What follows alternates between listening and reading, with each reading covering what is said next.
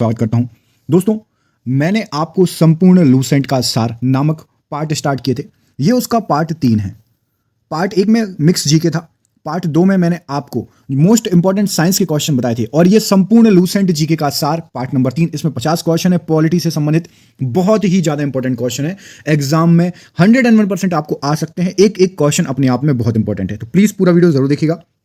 Start करते हैं। यदि चैनल पर नए हैं, चैनल को सब्सक्राइब कर लेना। वीडियो को कृपया करके अभी से लाइक कर दीजिए। सभी के सभी आप लोग बाद में भूल जाते हैं।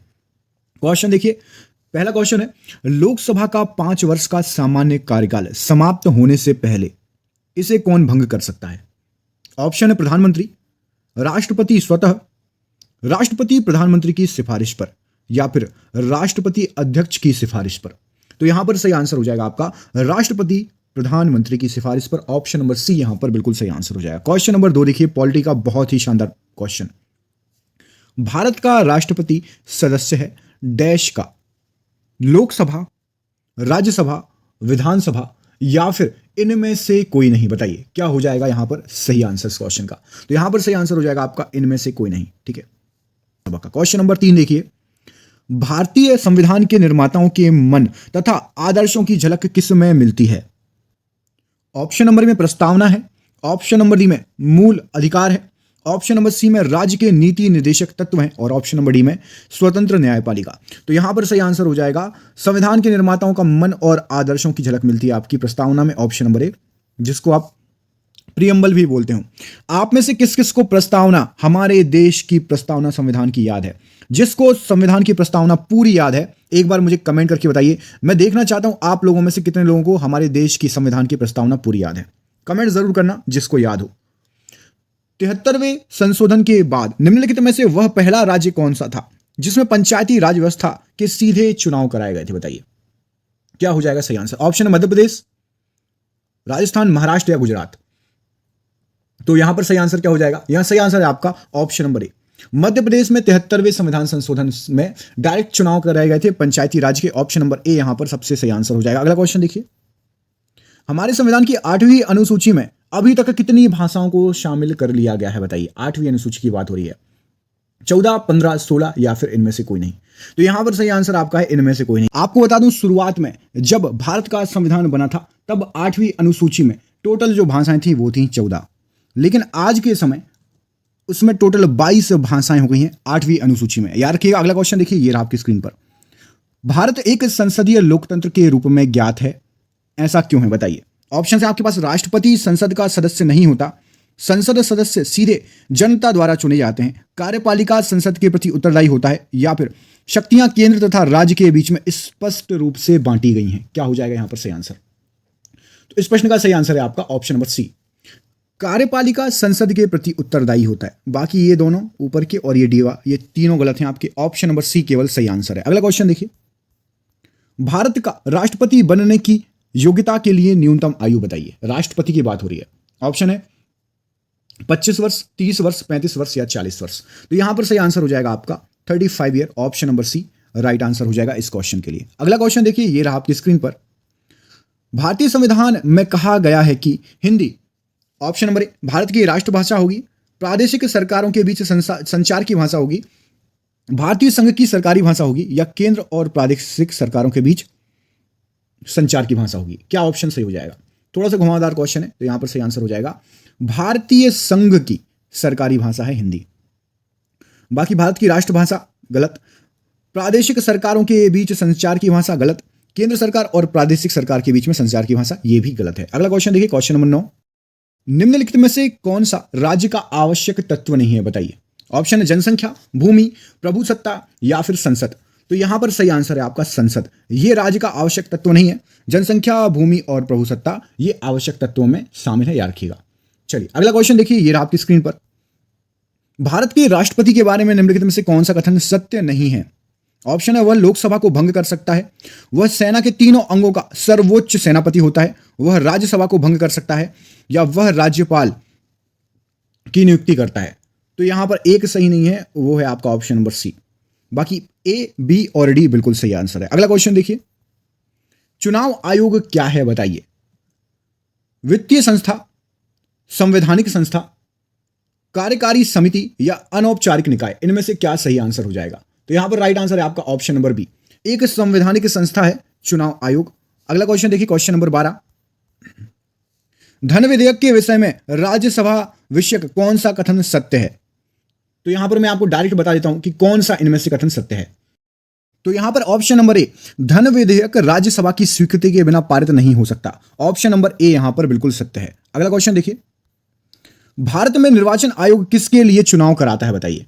संसद तथा राज्य विधानसभा, संसद राज्य विधानसभा एवं राज्य विधान परिषद, संसद राज्य विधानमंडल, राष्ट्रपति के पद के लिए, उपराष्ट्रपति के पद के लिए। यहां पर क्या सही आंसर हो जाएगा? तो यहां पर सही आंसर है आपका ऑप्शन नंबर डी, इन सभी के लिए कराता है, संसद, राज्य विधानमंडल, राष्ट्रपति पद और उपराष्ट्रपति पद। अगला क्वेश्चन देखिए, क्वेश्चन नंबर 14, स्वतंत्र भारत का पहला आम चुनाव किस वर्ष हुआ था बताइए? तो स्वतंत्र भारत का पहला आम चुनाव 1947, 47, 48, 49, 50, 51 या 51, 52। तो 1951 ऑप्शन नंबर डी यहां पर सही आंसर हो जाएगा। क्वेश्चन नंबर 15 देखिए, राज्य के नीति निर्देशक तत्वों को संविधान में समाविष्ट करने के पीछे क्या उद्देश्य थे? ऑप्शन है आपके पास सामाजिक प्रजातंत्र, गांधीवादी प्रजातंत्र, सामाजिक एवं आर्थिक प्रजातंत्र या फिर राजनीतिक प्रजातंत्र। तो यहां पर सही आंसर हो जाएगा आपका सामाजिक एवं आर्थिक प्रजातंत्र, ऑप्शन नंबर सी। इसलिए नीति निर्देशक तत्वों को डाला गया था संविधान में। अगला क्वेश्चन देखिए, भारतीय संविधान के किस अनुच्छेद के अनुसार राष्ट्रपति शासन किसी राज्य में लागू होता है? 380, 370, 356 या 326। तो यहां पर सही आंसर हो जाएगा आपका 356। मैंने आपको ट्रिक बताई थी, 52, 56, 60, ये तीनों किस चीज से संबंधित है? आपातकाल से संबंधित है। 52, 56, 60। तो 356 तो पढ़ लिया, अब 352 और 360 का मुझे कमेंट करके बताओ, अनुच्छेद 352 में क्या लिखा है और अनुच्छेद 360 में क्या लिखा है? देखते हैं कौन कौन है पॉलिटी के धुरंधर। अगला क्वेश्चन, भारत में राज्य विधायिका बनती है, तो राज्य विधायिका कैसे बनती है? ऑप्शन है विधानसभा, विधान परिषद, विधानसभा मंत्री परिषद, गवर्नर विधानसभा और विधान परिषद या फिर केवल विधानसभा से। तो राज्य विधायिका जो है आपकी वो बनती है केवल विधानसभा से। ऑप्शन नंबर यहां पर डी बिल्कुल सही आंसर हो जाएगा इस क्वेश्चन के लिए। अगला क्वेश्चन देखिए, भारत का संविधान डैश 1950 को लागू हुआ। बिल्कुल इजी क्वेश्चन है, 26 जनवरी 1950, इसमें ज्यादा खींचने की जरूरत नहीं है। संविधान के अनुसार लोकसभा के स्पीकर को उसके पद से हटाया जा सकता है यदि इनमें से क्या हो? तो डायरेक्ट आंसर बता देते हैं, संसद के सभी सदस्यों के बहुमत द्वारा प्रस्तावित हो तो लोकसभा के स्पीकर को उसके पद से हटाया जा सकता है। ऑप्शन नंबर यहां पर ए बिल्कुल सही आंसर हो जाएगा। अगला क्वेश्चन देख लेते हैं, भारतीय संविधान का वह कौन सा अनुच्छेद है जो राष्ट्रपति को लोकसभा भंग करने की शक्ति प्रदान करता है? अनुच्छेद 82, 84, 85 या फिर 90। तो यहां पर राइट आंसर हो जाएगा आपका अनुच्छेद ऑप्शन नंबर सी, अनुच्छेद 85 से राष्ट्रपति को लोकसभा भंग करने की शक्ति प्रदान है। क्वेश्चन नंबर 21 देखिए, निम्नलिखित में से किस संविधान संशोधन द्वारा भारत में मतदान की उम्र 21 वर्ष से घटाकर 18 वर्ष कर दी गई थी? तो यहां पर सही आंसर क्या हो जाएगा? देखिए ऑप्शन में 48, 57, 61 या फिर 63। मोस्ट आईएमपी क्वेश्चन है, याद रखो। 61वां संविधान संशोधन में 21 वर्ष से घटाकर 18 वर्ष कर दी थी कि 18 वर्ष के बालक भी एडल्ट हो जाते हैं, ठीक है, वयस्क हो जाते हैं और वो अपनी बुद्धि की क्षमता का यूज करके बता सकते हैं कि भैया किसको रखना किसको नहीं रखना। निम्नलिखित में से कौन राष्ट्रीय विकास परिषद का सदस्य नहीं होता है? ये वर्ड याद रखो, नहीं होता है। प्रधानमंत्री, राज्यों के मुख्यमंत्री, योजना आयोग के सदस्य या भारत के राष्ट्रपति? तो यहां पर सही आंसर हो जाएगा राष्ट्रीय विकास परिषद का सदस्य भारत के राष्ट्रपति नहीं होते हैं, ऊपर के तीनों होते हैं, याद रखना। अगला क्वेश्चन देखिए, भारत में पहली निर्वाचित लोकसभा कब अस्तित्व में आई थी बताइए? जनवरी 52, अप्रैल 52, नवंबर 50 या नवंबर 49? क्या हो जाएगा इस प्रश्न के लिए सही आंसर? तो यहां पर सही आंसर क्या है आपका? अप्रैल 52 में निर्वाचित लोकसभा अस्तित्व में आ गई थी, ठीक है। अगला क्वेश्चन देखिए, किसी राज्य में राष्ट्रपति शासन का तात्पर्य है कि वह राज्य शासित है किसके? क्या हो जाएगा यहां पर सही आंसर बताइए? तो यहां पर सही आंसर क्या हो जाएगा? वो राज्य के राज्यपाल द्वारा शासित है, ठीक है। यदि किसी राज्य में राष्ट्रपति शासन लगा दिया, इसका मतलब ये थोड़ा ना कि राष्ट्रपति के अंदर में पहुंच गया। इसका मतलब ये कि सीएम ईएम किसी की नहीं चलेगी, कोई नेता नगरी नहीं, राज्यपाल हैंडल करेगा। राज्यपाल कौन होता है? तो केंद्र सरकार का व्यक्ति होता है, केंद्र सरकार नियुक्ति करती है, वहां से बैठ के वो हुकूमत चलाता है, ठीक है। अगला क्वेश्चन देखिए, भारत के राष्ट्रपति द्वारा निम्नलिखित में से कौन सा कार्य नहीं किया जाता है? ऑप्शन है आपके संसद के सामने बजट को रखवाना, राज्यसभा को विघटित करना, संसद का सत्रावसान करना, आवश्यकता पड़ने पर दोनों सदनों की संयुक्त बैठक बुलाना। तो यहां पर आपका एक चीज नहीं करता, कौन सा? राज्यसभा को विघटित नहीं करता राष्ट्रपति, बाकी तीनों चीजें करता है। अगला क्वेश्चन देखिए, भारतीय संविधान के अनुच्छेद 14 का विधि के समक्ष समानता मतलब इक्वालिटी बिफोर लॉ का वाक्यांश लिया गया है कहां से? ऑप्शन आपके पास ब्रिटेन के संविधान से, संयुक्त राज्य अमेरिका के संविधान से, फोर्सेस के संविधान से, या फिर जापान के संविधान से। तो यहां पर सही आंसर है आपका, ये लिया गया है ब्रिटेन के संविधान से। ऑप्शन नंबर ए इस प्रश्न के लिए सही आंसर हो जाएगा। अगला क्वेश्चन देखिए, द्विसदनी विधायिका वाले राज्यों में उच्च सदन को क्या कहा जाता है? राज्यों की बात हो रही है, तो राज्यों में उच्च सदन आपका विधान परिषद हो जाएगा। ऑप्शन नंबर बी, ठीक है, legislative council. Option number B सही आंसर हो जाएगा, विधान परिषद।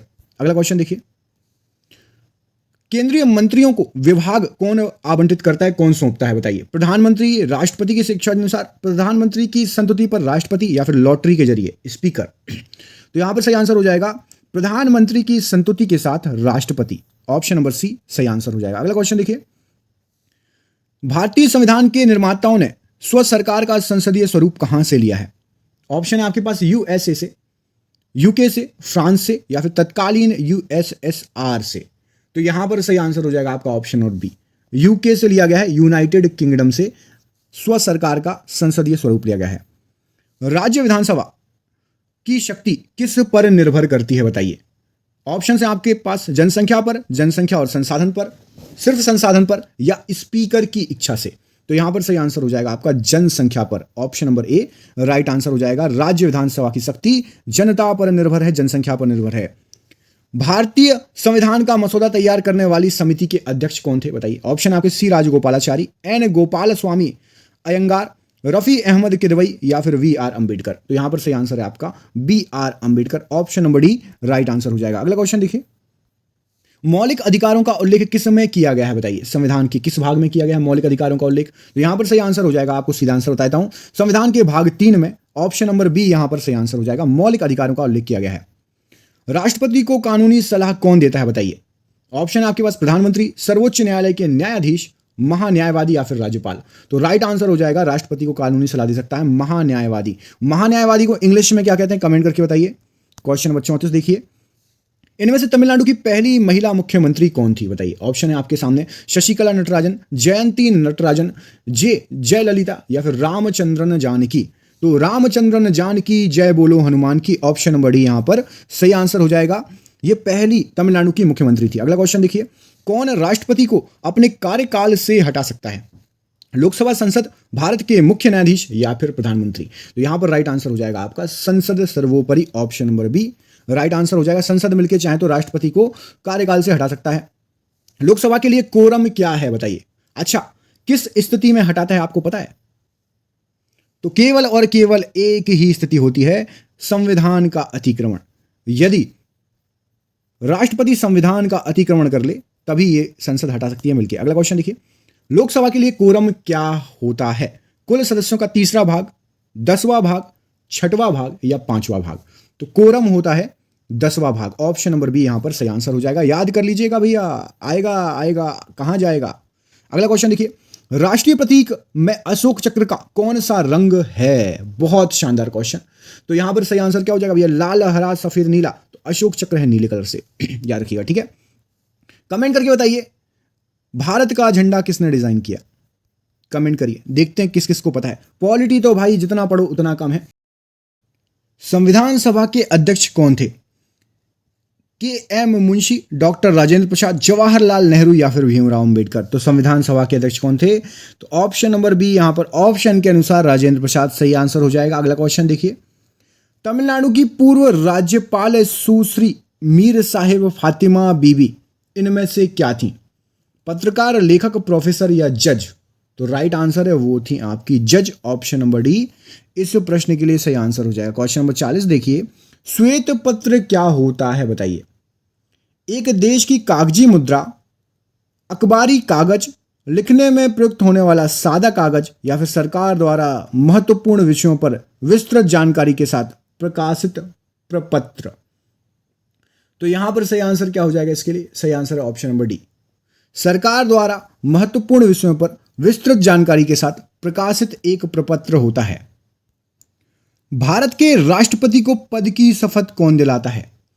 तो यहां पर सही आंसर क्या हो जाएगा इसके लिए? ऑप्शन है आपके पास भारत के मुख्य न्यायाधीश, प्रधानमंत्री, लोकसभा के अध्यक्ष, है इनमें से कोई नहीं। तो सही आंसर है ऑप्शन नंबर ए, भारत के मुख्य न्यायाधीश, चीफ जस्टिस ऑफ इंडिया। अगला क्वेश्चन देखिए, राज्य के राज्यपाल की सेवानिवृत्ति आयु कितनी होती है? 60, 62, 65 या फिर आयु सीमा दी ही नहीं है?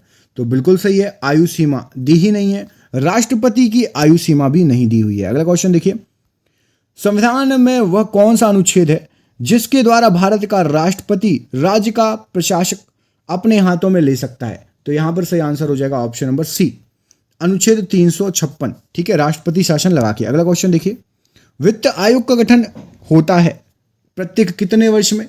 तो वित्त आयोग का गठन होता है आपका प्रत्येक 5 वर्षों में। कमेंट करके बताइए, जो सबसे पहले वित्त आयोग बना था उसका अध्यक्ष कौन थे? सबसे पहले जो वित्त आयोग का गठन हुआ था उसके अध्यक्ष कमेंट करके बताइए। भारत के मुख्य न्यायाधीश की सेवानिवृत्ति आयु कितनी होती है? 55, 58, 62 या इनमें से कोई नहीं? तो यहां पर सही आंसर हो जाएगा इनमें से कोई नहीं, ऑप्शन नंबर डी। अगला क्वेश्चन देखिए, निम्नलिखित अधिकार में से संविधान के भाग 3 के अंतर्गत मान्यता प्राप्त गारंटीकृत नहीं है? तो यहां पर सही आंसर हो जाएगा अब संपत्ति का अधिकार, ऑप्शन नंबर डी, ये गारंटी प्रत अधिकार नहीं है। अगला क्वेश्चन देखिए, त्रिस्तरीय पंचायती राज्य व्यवस्था के शीर्ष पर क्या होता है?